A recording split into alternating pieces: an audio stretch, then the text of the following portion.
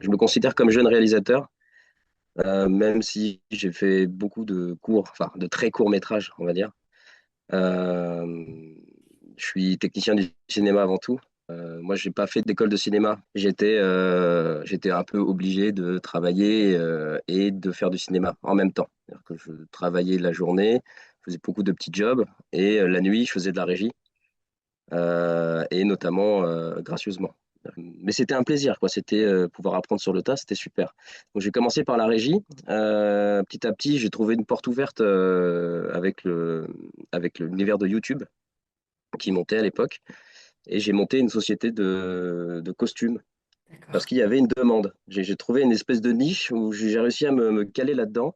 J'ai travaillé avec le studio Bagel,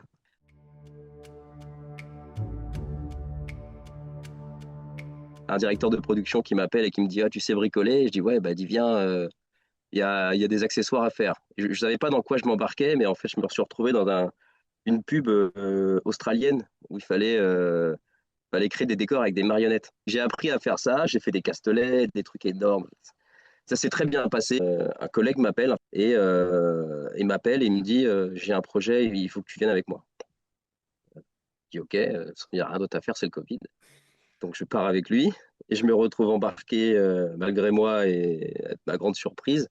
Première expérience de long métrage à la technique.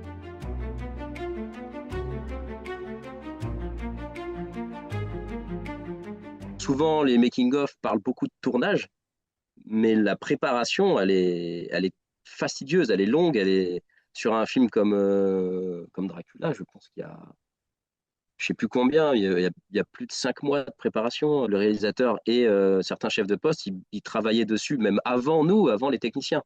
Donc il y a peut-être 1, 2 ans des fois de préparation pour un film comme ça. Ça, on oublie d'en parler, mais c'est vraiment le sujet le plus important. Si le tournage se passe bien, c'est parce que la préparation s'est bien passée.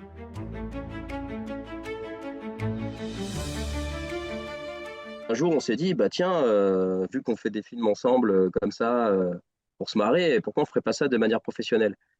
Et on s'est dit, bah vas-y, on monte une boîte de prod. Donc on a monté la boîte de prod, donc Abracada Prod, dans l'optique de produire nos propres films.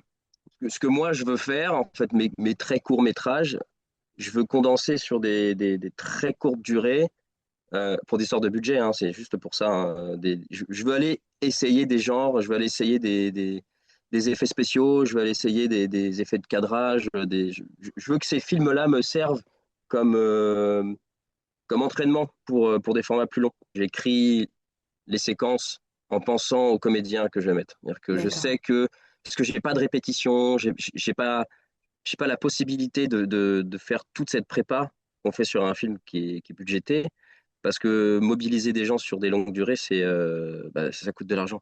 Donc du coup, j'anticipe tout ça en me disant que bah, ce film-là, il est écrit pour telle personne.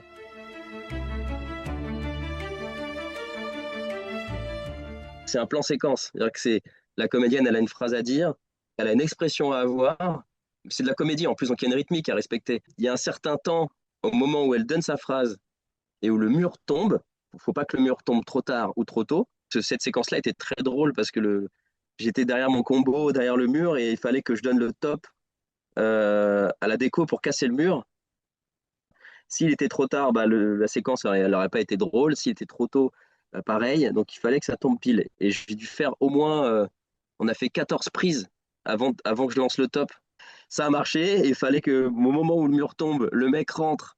En plus, il rentre un peu clownesque, c'est très maladroit. Donc Pauline, la comédienne, elle avait envie d'exploser de rire. Elle a été très forte parce qu'elle a gardé son sérieux tout le long.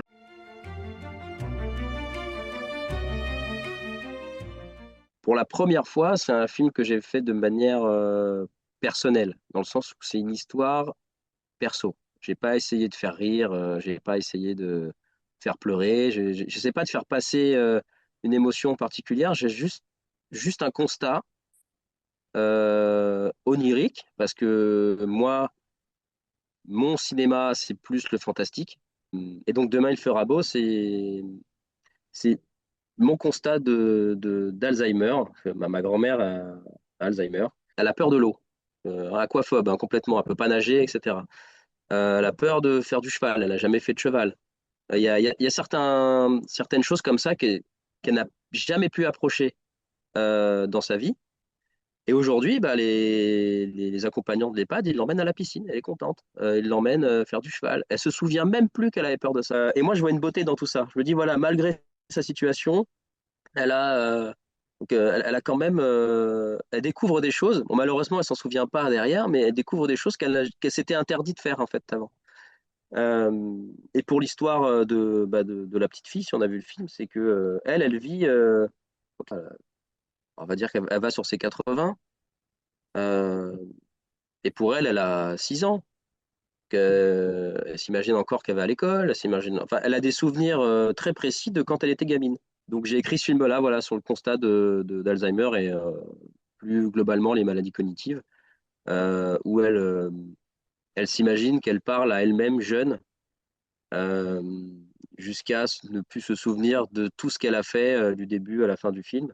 Mais ça reste une expérience, une belle expérience. Elle a vécu un bon moment pendant 2 minutes et après va revivre un autre. Donc, il y a un compagnon qui vient la chercher, il l'emmène à la piscine, c'est pour l'anecdote, et elle va vivre un autre bon moment, mais elle se souvient plus de ce qu'elle a vécu il y a 2 minutes.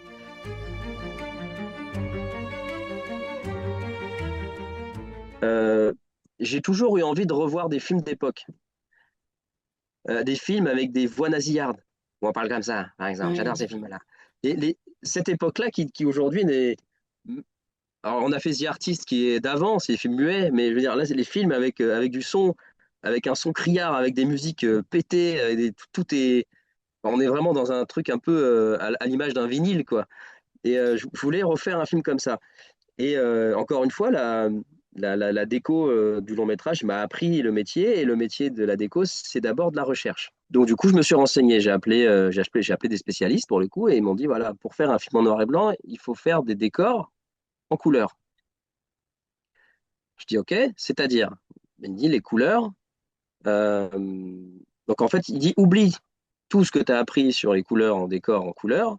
Le noir et blanc, tu fais un décor en fonction des contrastes. C'est-à-dire que tu vas faire des dégradés de couleurs. La vue dans les cadavres, j'ai une vue de Paris qui fait 3 mètres par 4, qu'on a fait peindre à la bombe. Donc j'ai un artiste, Garem Lehache, qui est venu la peindre. Donc, pareil, dans les soucis de fabrication de films d'époque, les découvertes, c'est les vues. Donc, une vue de Paris, une vue de New York, c'était très très régulièrement peint. C'est-à-dire que c'était des tournages en studio et ils faisaient des peintures, et de la peinture, c'était la vue de la ville. Ce qui donnait un petit côté à la fois cheap, mais à la fois réaliste. Enfin, c'est très théâtral, mais en fonction des séquences, ça marchait très bien, comme des fois ça se voyait, quoi. Mais voilà, moi je voulais que ça se voit. Je voulais montrer que c'était peint. Contrairement à un décor qu'on fait aujourd'hui ou un décor qui est bien fait, on ne se rend pas compte que c'est un décor. On pense que c'est un vrai appartement, alors qu'en fait tout est construit. Donc là, la vue de Paris, je l'ai fait peindre. Donc on s'est amusé un peu sur la vue en question. On a mis tous les monuments dans la même vue. Donc on a voulu mettre en avant ces héros qui sont de chez nous, quoi. Et là, bah, du coup, on regarde un peu les gravures, enfin, les costumes et tout. Donc là, il fallait les faire. Et les ailes de Vega la magicienne, j'ai démonté un vieux lit Ikea trouvé dans les poubelles. J'ai récupéré toutes les lattes et toutes les ailes sont faites en lattes de lit avec un fil de. J'avais récupéré un technicien de fibre optique qui avait jeté une bobine de fil. Ils ont des fils blancs là pour des furets pour tirer les câbles dans les canalisations. J'avais récupéré ça avec un fil plastique assez épais. Et du coup, ça m'a fait toute l'armature avec les lattes de lit, quoi. Donc c'est une musique originale que Gabin Ferrat m'a fait. Et pareil, la DA de la musique, c'était je voulais une musique qui commence comme les films d'époque. Il faut que ça soit les mêmes instruments, les mêmes sons criards, la même ambiance, et qui petit à petit s'adapte au format d'aujourd'hui. Parce que je me suis dit, quitte à faire un essai, pourquoi ne pas mélanger les deux genres? Et c'est là où j'ai choisi le format scope. C'est-à-dire que le film, il est en 2,39, donc il est très large, il est pas très haut.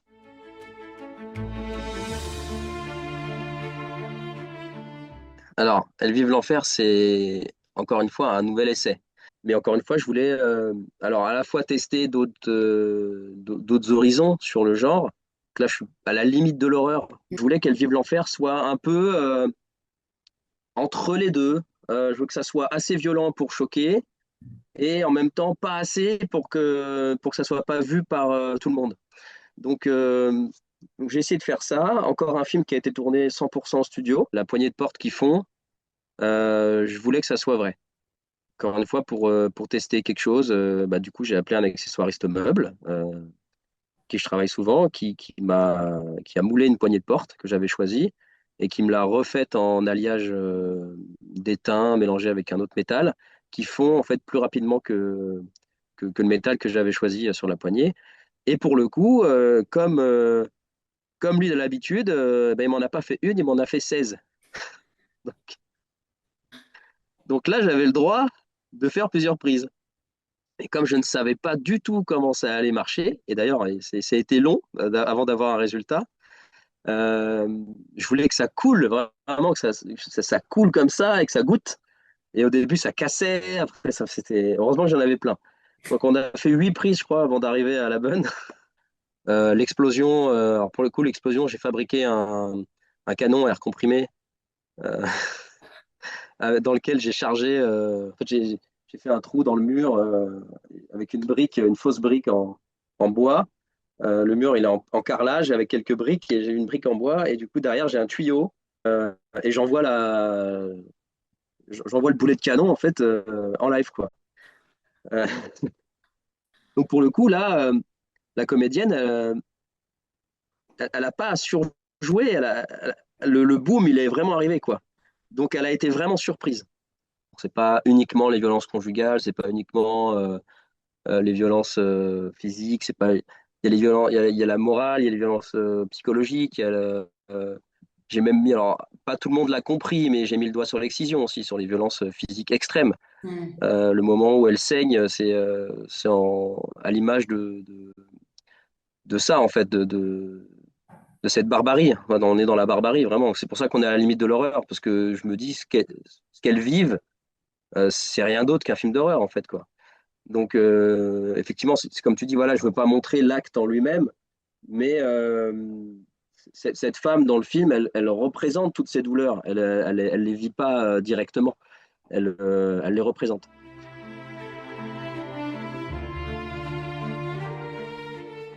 J'ai un, j'ai un drame sur une histoire vraie, du coup, c'est un drame psychologique, une histoire de guerre sur des orphelins à Sarajevo en 95. Euh, du coup, mon court-métrage actuel, il est dans la veine de ce film-là, pour pouvoir me défendre en tant que réalisateur. Et, et j'essaie aussi de co-réaliser une histoire, un autre drame aussi, qui est l'adaptation d'un bouquin.